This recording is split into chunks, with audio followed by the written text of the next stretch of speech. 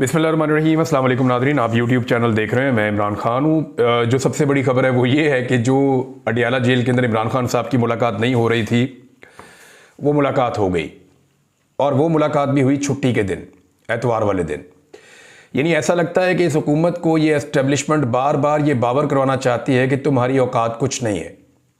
हुकूमती मुज़ाकराती कमेटी ने जब हाथ खड़े कर दिए और उन्होंने कहा जी हम वाकई मुलाकात नहीं करवा सकते, यानी मुझे तो ऐसा लगता है कि जैसे हुकूमती मुज़ाकराती कमेटी ने जब ये दावा किया था अपोजिशन की मुज़ाकराती कमेटी से बातचीत करते हुए 2 तारीख को कि आपकी हम इमरान खान साहब से मुलाकात करवा देंगे, तो शायद एस्टेब्लिशमेंट ने उसको माइंड किया और फिर इतना रगड़ा दिया इस मुलाकात के लिए अपोजिशन को और हुकूमत को कि दोनों को पता चल गया कि हुकूमत के पल्ले कख नहीं है।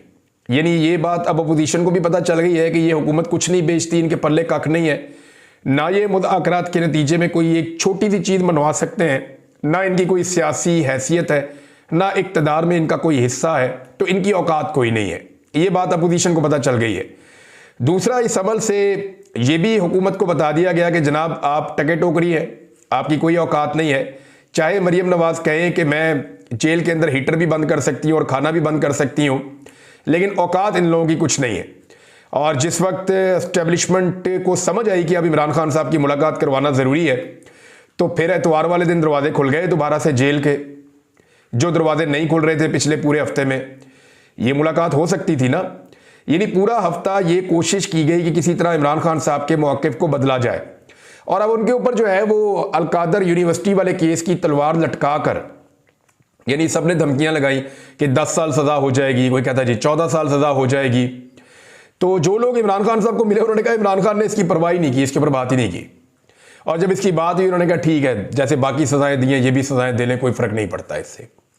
यानी जिस चीज़ को इमरान खान साहब के लिए बतौर खौफ इस्तेमाल किया जाता है, इमरान खान साहब उसकी तरफ तवज्जो ही नहीं करते, उसको इग्नोर करते हैं कि ऐसी कोई चीज़ ही नहीं है और इसकी फिक्र ना करो, तुम अपनी बात करो जो बात करने के लिए आए हो।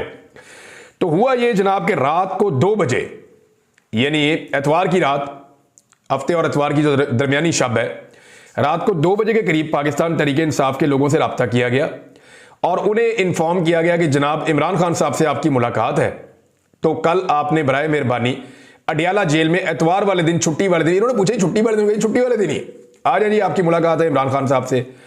तो अब क्योंकि आपको पता है आजकल धुंधों वाले दिन है और रस्तों में धुंध भी होती है, उसकी वजह से हामिद खान साहब नहीं पहुंच सके। पूरी कोशिश की सलमान अकरम राजा साहब ने, वो इस्लामाबाद में तो एंटर हो गए लेकिन मुलाकात तब तक ख़त्म हो चुकी थी, वो भी नहीं पहुंच पाए क्योंकि धुंध की वजह से आपको दूर से आना हो तो आप, सड़कें उस तरह खुली हुई नहीं होती ना, आप वैसे वो ट्रैवल कर सकते हैं, तो गाड़ी भी आप तेज़ नहीं चला सकते, तो रिस्क तो रहता है।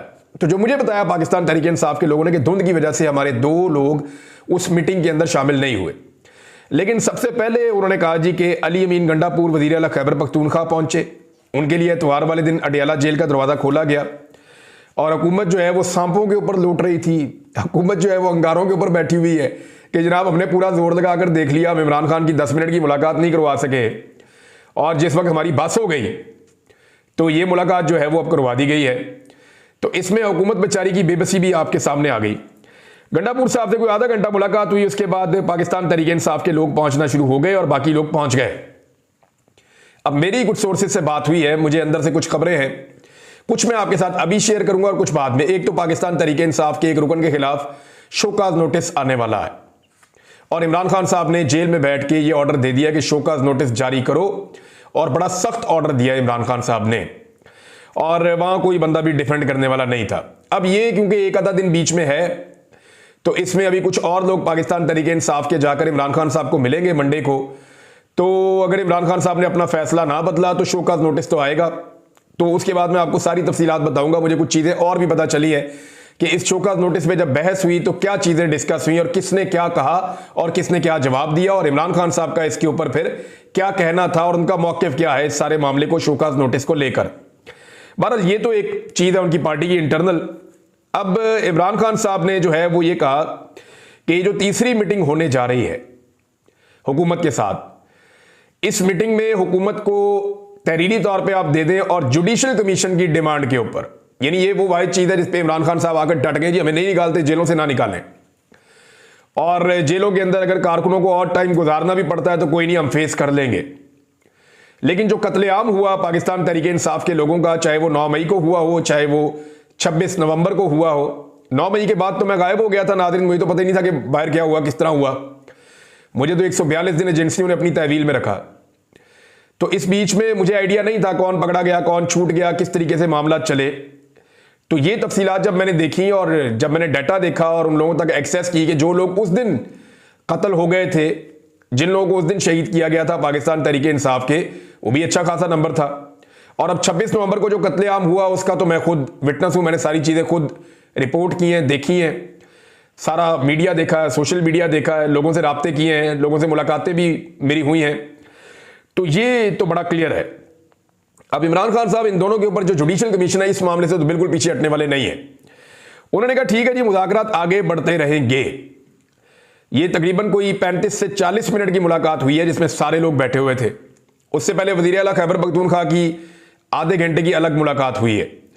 तो इमरान खान साहब ने जो 2-4 इंस्ट्रक्शन दिए, एक तो उन्होंने कहा जी कि इसके ऊपर उन्हें कहें जी कि अब आप तैयारी कर लें कि आपने जुडिशल कमीशन बनाना है, और फाइनली उनको बता दें कि तीसरी मुलाकात के बाद उन्होंने जुडिशल कमीशन अब बनाना है, और अगर वो ये नहीं बनाते या वो इस तरफ नहीं आते तो फिर मुज़ाकरात फारिग हैं।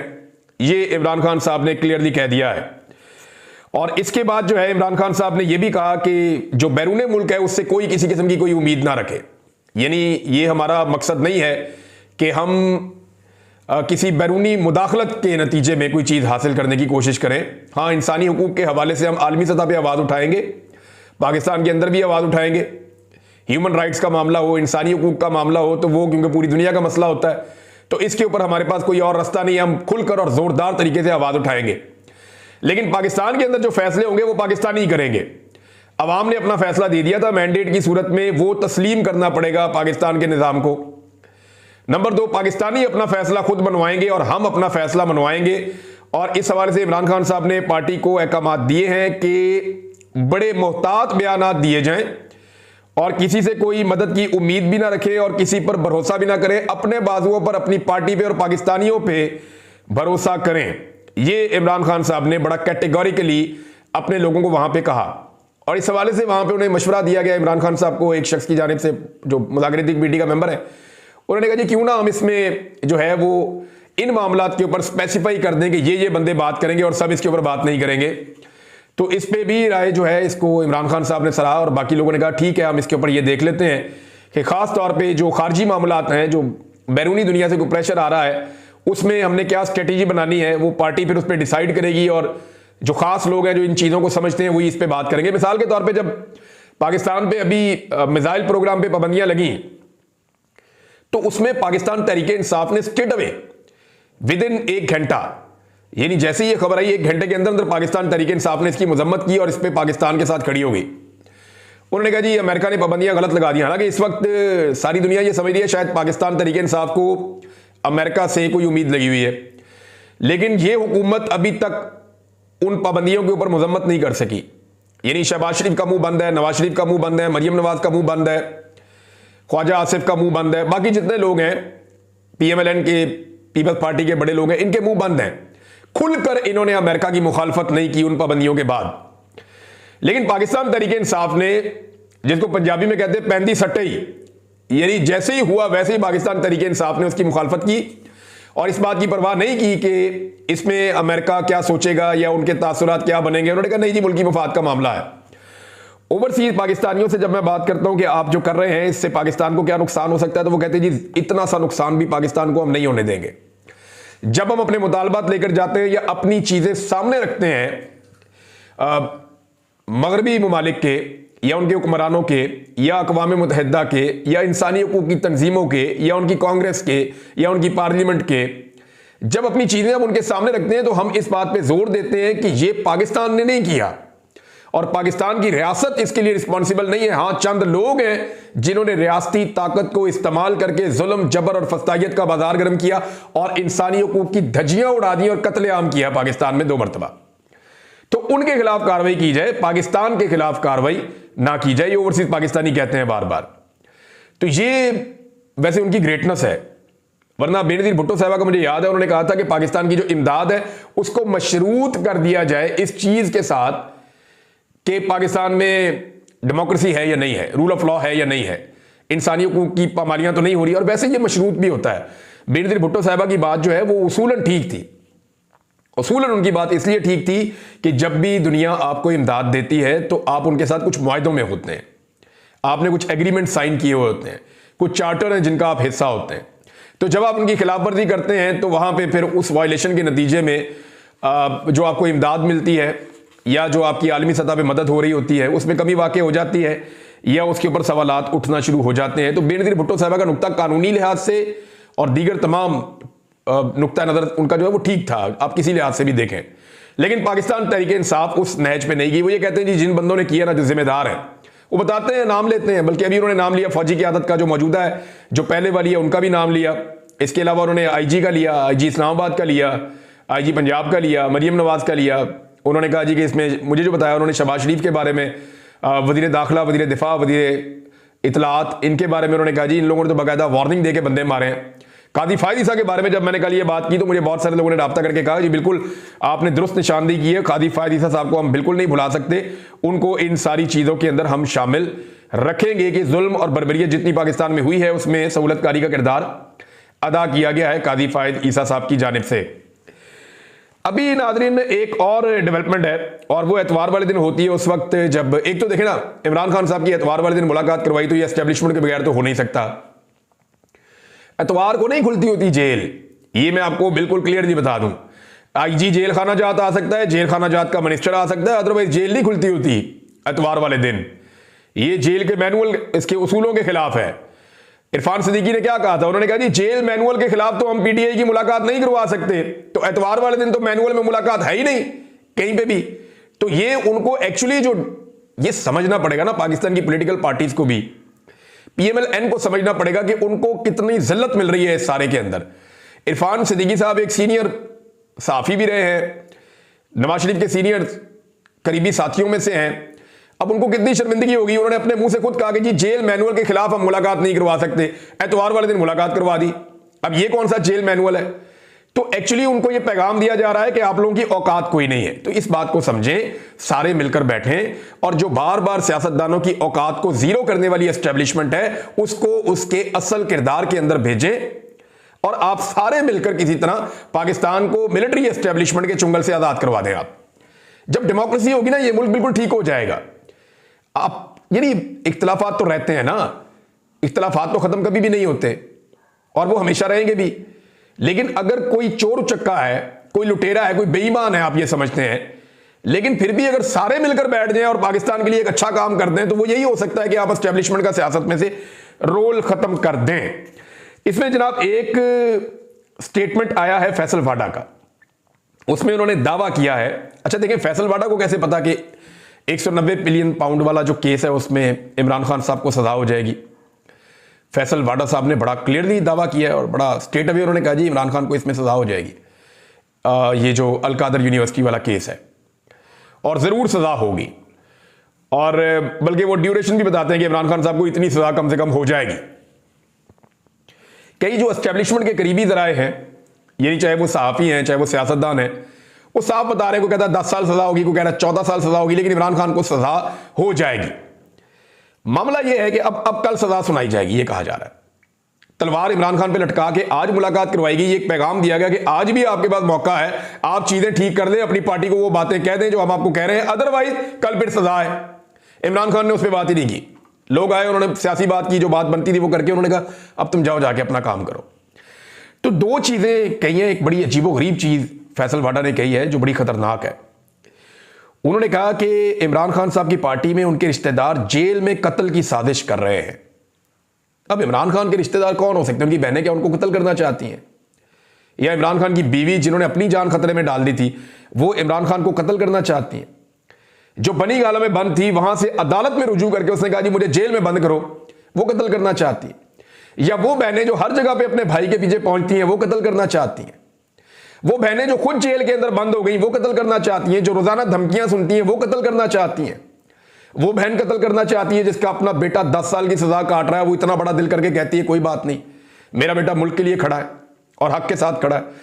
तो मामला ये है कि ये एक बड़ा भोंडा और अजीबोगरीब किस्म का नैरेटिव है जो फैसल वाडा साहब की तरफ से लॉन्च करवाया गया।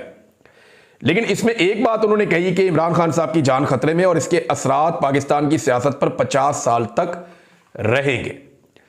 अच्छा, ये बयान उस वक्त फैसल वाडा की जानिब से दिलवाया गया जब इमरान खान साहब की पार्टी को एक पैगाम यह भी दिया गया था कि आप सिक्योरिटी का बहाना बना दें, आप ये कहें कि इमरान खान की जान खतरे में, लिहाजा इमरान खान साहब को कहीं और मुंतकिल किया जाए, तो सिक्योरिटी का बहाना आपका मानते हुए हम इमरान खान साहब को मुंतकिल करवा देंगे खैबर पख्तूनख्वा में या बनी गाला में। तो इस पे इमरान खान साहब ने मानने से इनकार कर दिया था। इस तजवीज को उन्होंने आते ही रद्द कर दिया था। 2 मरतबा तो यह तजवीज आई है, 3 मरतबा उन्हें पाकिस्तान से बाहर भेजने का भी इमरान खान साहब को ऑफर किया गया। अब फैसल वाडा साहब ने ये एक्चुअली दोबारा से दाना डाला है कि जनाब मैं आपकी सिक्योरिटी के लिए थ्रेट्स पैदा करता हूं और आपकी सिक्योरिटी के थ्रेट्स पैदा करके आप आने वाले दिनों में देखेंगे मीडिया पे भी अब इमरान खान की जान को खतरा, इमरान खान साहब की सिक्योरिटी थ्रेट, ये चीजें करेंगे और फिर मौका देंगे पाकिस्तान तहरीक इंसाफ को, जनाब आप जाएं जाके अदालत में कहें कि इमरान खान की जान खतरे में है, तो हम ये कह देंगे जी हम उनको शिफ्ट करवा देते हैं, तो इस बुनियाद पर इमरान खान साहब को कहीं शिफ्ट कर देंगे। लेकिन फिलहाल इस वक्त तक इमरान खान साहब ये नहीं मान रहे, उनको मानना भी नहीं चाहिए।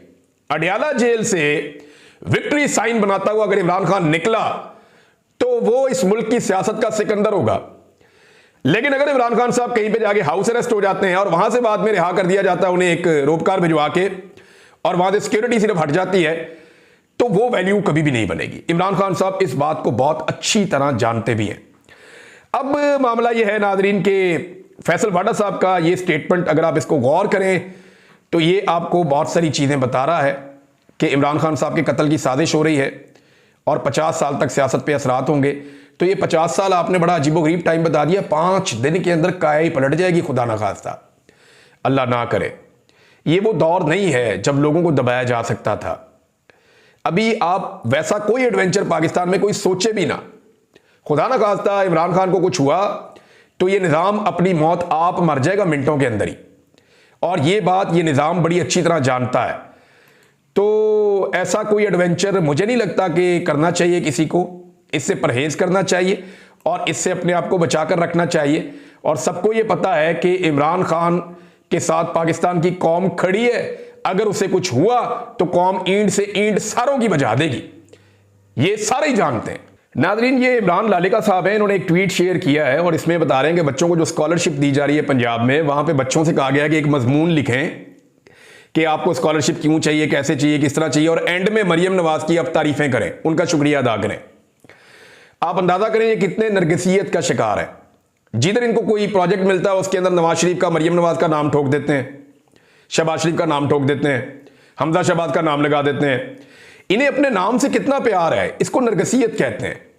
लैट्रीनों तक के ऊपर इन्होंने अपनी तस्वीरें और अपने नाम लगा दिए हैं, बसों के ऊपर अपनी फोटो और अपने नाम लगा दिए, और सारे सरकारी खर्चे पे गरीब आदमी को सरकार के खाते में जो आटे की थैलियां जाती थी उनके ऊपर भी इन्होंने अपनी फोटोएं चिपका दी, अपने मुंह चिपका दिए इन्होंने। जो सैलाब जदगान को मदद जा रही थी, जो सरकारी पैसा था, उसके ऊपर भी इन्होंने अपने मुंह चिपका दिए। तो हर जगह के ऊपर इन्होंने इवन पैसा देके पाकिस्तान का, वहां अमेरिका के अंदर वहां पे जो बड़ी स्क्रीन है उसके ऊपर भी जनाब अपना मुंह चिपका दिया। कितना शौक है इनको अपनी शक्ल को हर जगह ले जाने का, अपना नाम हर जगह ले जाने का।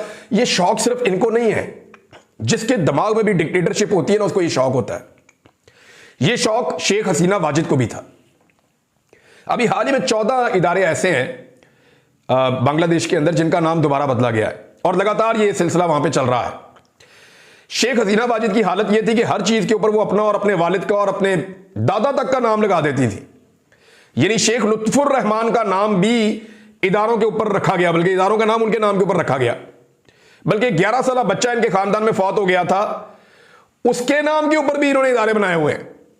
अंदाजा कीजिए आप। तो डिक्टेटर्स का यह बड़ा शौक होता है, आने वाले वक्त में ये अपने बच्चों के नामों, इनका बस चलिए पाकिस्तान के नोट के ऊपर अपनी शक्ल छापते हैं। लेकिन इस तरह के डिक्टेटरों का अंजाम क्या होता है वो आपने हसीना वाजिद का भी देख लिया, आपने बशार का भी देख लिया, उससे पहले आपने श्रीलंका के अंदर जो हालात देखे वो भी आपके सामने है। तो दुनिया भर में ऐसे डिक्टेटर्स का अंजाम भी कुछ अच्छा नहीं होता जो नरगिसियत का शिकार होते हैं। तो ये लगातार जनाब नरगिसियत का शिकार है। एक नाजरीन शहबाज गिल साहब ने, अहमद नूरानी साहब ने और मुझे कुछ सोर्सेज ने फोन करके भी कुछ चीजें बताई हैं मेरे हवाले से, और उन्होंने मुझे ये कहा कि कुछ लोगों ने ट्वीट किया, कुछ लोगों ने वीडियो की, कुछ लोगों ने मुझे फ़ोन किया। उन्होंने कहा कि इमरान साहब आप बड़े केयरफुल हो जाएं दोबारा से, आपके पीछे पाकिस्तान का इंटेलिजेंस ऑपरेटर्स काम कर रहा है और वो आपको अब नहीं छोड़ेंगे, वो आपको टारगेट करेंगे, उन्होंने मुझे ये कहा। तो हाँ, मैं एक चीज़ आपको क्लियर कर देता हूं कि मेरी अक़वाम मुत्तहिदा के साथ कुछ ईमेलिंग हुई थी।